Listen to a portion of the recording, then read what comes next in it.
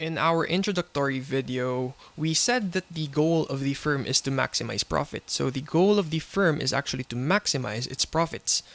And how does the firm try to maximize its profits? Well, it first tries to choose a quantity, then set a price that is equal to the demand curve. So what happens here is actually the firm graphically, the firm, and this is the demand curve here, this is Q and P. The firm chooses a quantity, and let's say that quantity is Q naught here, and so after choosing this quantity, it then chooses the price that is equal or where the demand curve is. So that would be P naught. And so how do we find the profit maximizing quantity that the firm should choose? How do we find Q in our case?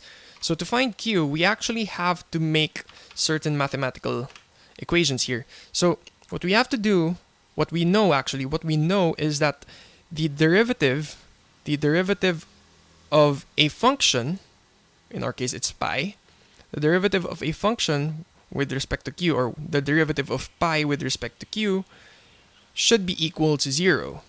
What this means is that pi here is either at a maximum, or a minimum, because the slope of pi over here at this maximum point is 0, and if we were to draw a minimum here, the slope of pi here is also 0. So the problem now is, how do we know if this Q here actually gives us the maximum or the minimum profit? So to find that, we have to take the second order derivative of pi with respect to Q. So if this is less than 0, then it means that the marginal profit is actually decreasing. And so marginal profit would now be negative.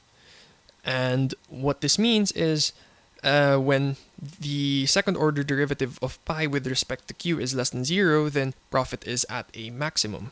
But when this is greater than 0, then profit is at a minimum. So now that we know that, we can actually set an example here. If the firm has this R is equal to 50Q, let's say 50Q minus 10, and we have this cost which is equal to Q squared minus Q, then we now have this information to find our pi. So pi, which is equal to R minus C, would now be equal to 50Q minus 10 minus Q squared plus Q. So when we simplify this, this becomes 51Q minus Q squared minus 10. And so now what the firm wants to do is to try to maximize its profits given his profit function. And to do this, we have to take the derivative of pi. We have to take the derivative of pi with respect to Q. And so what this gives us is 51 minus Q. And since we know that to find the maximum or the minimum, we have to equate this to 0. So this would now be equal to 0. And when we transpose Q here, what we find is Q would be equal to 51. And so the profit maximizing quantity or the profit minimizing quantity, we don't know yet, would be 51.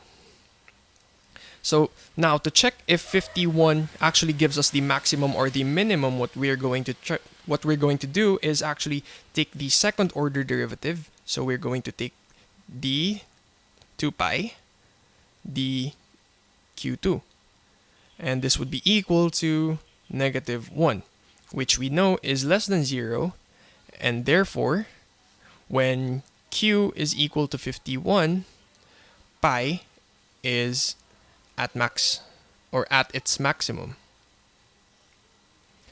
Now this is how we solve for the profit maximizing quantity of a firm.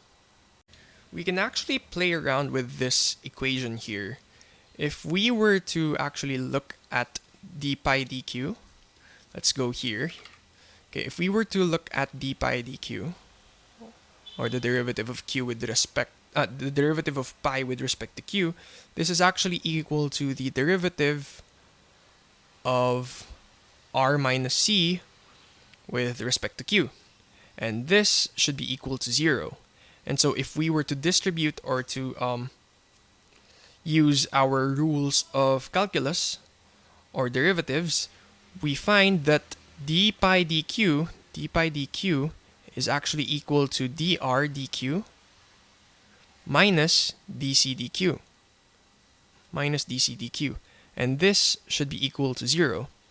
And so this dr dq here and our dc dq here is actually what we call our marginal revenue for dr dq and our marginal cost.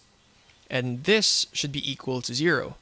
And so the first order condition actually requires that mr minus mc is equal to 0. In other words, mr, or our marginal revenue, should be equal to our marginal cost when the firm is maximizing its profits. I forgot to mention, let's go back here in our example. So we found out here that when q is equal to 51, pi is actually at a maximum.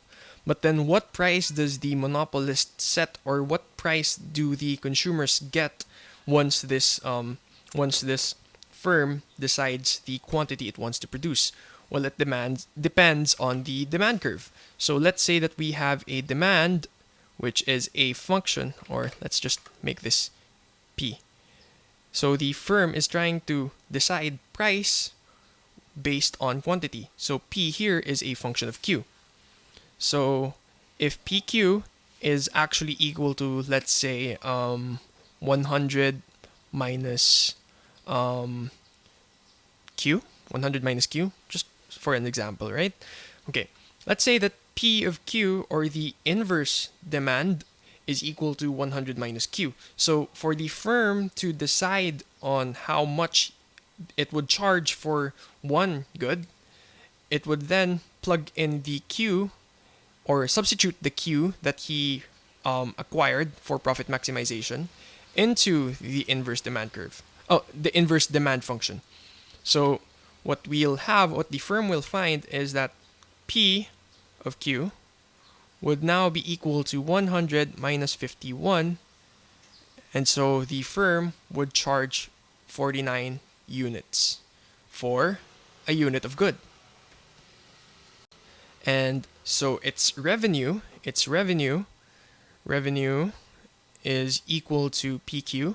Its revenue would be equal to 51 times 49, and its cost, which is equal to q squared minus q,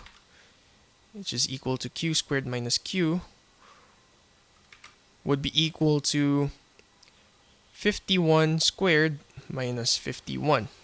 And so pi, the total profit of the firm, would now be equal to 51 times 49. 51 times 49 minus 51 squared plus 51. And so, again, the first step is to identify our revenue and cost functions and to find our profit function. So now that we have our profit function, we take the derivative of the profit function with respect to q and equate it to 0 to find the minimum or the maximum. And then we take the second order derivative of our profit, or pi, with respect to q to find if it's a maximum or a minimum. And so if it's a maximum, then we know that this would be our profit maximizing q, or quantity. And so the profit maximizing quantity we substitute into the inverse demand function, which is P of Q. And when we substitute it into our inverse demand function, we find the optimal price that the monopolist has to charge. And so when we find that, we can now substitute Q and P, or Q star and P star. Let me write that down. This is equal to our Q star and this is equal to our P star, representing the optimal price and optimal quantity respectively. So we substitute them into our profit function here. We substitute them into our profit function here, and then we will find how much profit the firm actually gets